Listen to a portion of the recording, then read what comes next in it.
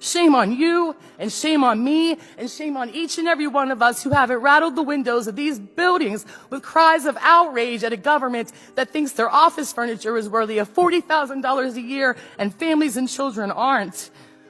Today I'm here to help you better understand poverty, because poverty is my lived experience. You see, the thing is, children aren't going to escape poverty as long as they're relying on a head household, who is poor. Poverty rolls off the backs of parents and right onto the shoulders of our children, despite how hard we try. I can tell you about being above the poverty guideline, nursing my gallbladder with essential oils and prayer, chewing on cloves and eating ibuprofen like they're Tic Tacs because I don't have health insurance and I can't afford a dentist.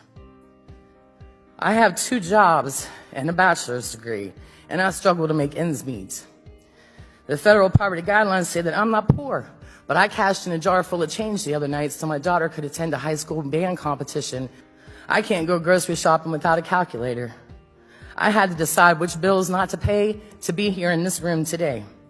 Believe me, I pulled myself up by the bootstraps so many damn times that I've ripped them off. The poverty line for a family of 3 is $21,720. A 3-bedroom home rents for $1,200 a month.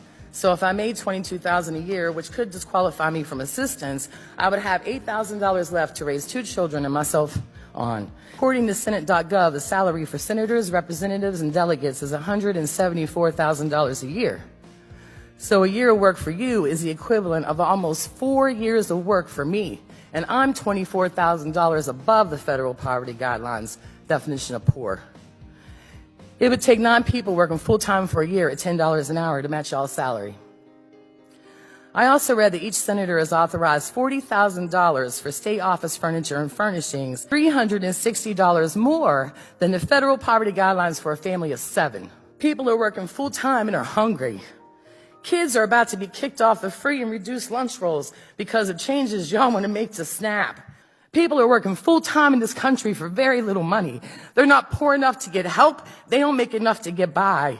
They're working while they're rationing their insulin, and they're skipping their meds because they can't afford food and health care at the same time. So shame on you. Shame on you, and shame on me, and shame on each and every one of us who haven't rattled the windows of these buildings with cries of outrage at a government that thinks their office furniture is worthy of $40,000 a year and families and children aren't. I'm not asking you to apologize for your privilege, but I'm asking you to see past it.